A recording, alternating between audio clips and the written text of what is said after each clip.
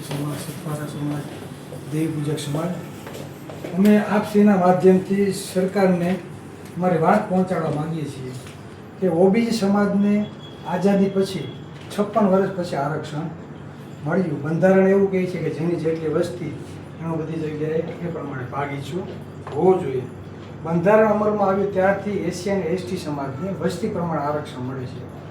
હાલ જે તમે જોવો છો તો અત્યારે કોઈ પણ કાસ્ટ આરક્ષણથી વંચિત નથી. જેની વસ્તી 10% છે એને પણ અત્યારે ઈડબ્લ્યુએસ આરક્ષણ 10% મળી રહ્યું છે. જો વસ્તી ગણતરી કરવામાં આવે, બિહારમાં જે વસ્તી ગણતરી થઈ તો તેમાં આંકડો 60%નો આવ્યો છે કે 60% ઓબીસી સમાજ છે. તો ગુજરાતમાં પણ વસ્તી ગણતરી કરવામાં આવે તો આજે ગુજરાતનો ઓબીસી સમાજ વર્ગ 60+ થાય તો એક તો 56 વર્ષ પછી એને આરક્ષણનો લાભ મળ્યો, એ પણ 47% લેખે. અને આજે પણ 47% લેખે ભરતીઓ થતી નથી. ગૌણ સેવા આયોગ પસંદગીની જે મૌખિક ઇન્ટરવ્યૂ લેવામાં આવે છે તેની પણ સિલેક્શન કમિટીમાં માત્ર સવર્ણ સમાજને બેસાડવામાં આવે છે. ત્યાં એક પણ ઓબીસી સમાજ, એસસી સમાજનો વ્યક્તિ પણ નથી હોતો. એટલે અમને એવું થાય છે કે મૌખિક ઇન્ટરવ્યૂ પણ જે લેવામાં આવે છે ખરેખર પારદર્શી નથી.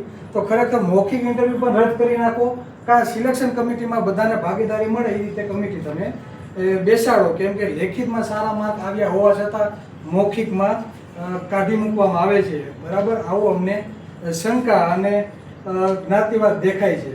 તો અમે સરકારશ્રીને રજૂઆત કરવા માગીએ છીએ કે જે સમાજની જેટલી વસ્તી હોય એ પ્રમાણે આરક્ષણ આપવામાં આવે. તો ઓબીસી સમાજની જો વસ્તી ગણતરી થાય અને એની વસ્તી પ્રમાણે તેને આરક્ષણ આપવામાં આવે, આ અમારી માંગ છે. અને બીજું, દરેક ક્ષેત્રમાં જે પ્રમાણે વસ્તી હોય એ પ્રમાણે બજેટ ફાળવવામાં આવે. આજે બિન અનામત વર્ગને સરકાર દ્વારા અત્યાર સુધીમાં 2000 કરોડની ફાળવણી કરવામાં આવી છે. તો ખરેખર સરકારને તો જે સમાજ પછાત રહી ગયો છે તે પછાત સમાજને અન્યની હરોળમાં એક સમાન અવસર મળે તે હરોળમાં આવે તેવો પ્રયત્ન સરકારે પહેલા કરવો જોઈએ. તો આજે ઓબીસી, એસસી, એસટી સમાજ માટે કેટલું બજેટ ફાળવવામાં આવે તો કે નહીં, આંકડા જો તો 250 કે 300 કરોડ રૂપિયાનું કદાચ બજેટ હશે આ 85% સમાજને. જ્યારે આ 2-3 વર્ષમાં 2000 કરોડ ઉપર ઈડબ્લ્યુએસ નિગમને ફાળવવામાં આવ્યા છે. બરાબર, તે સિવાય રાજકીય રીતે પણ અન્યાય થાય છે. આજે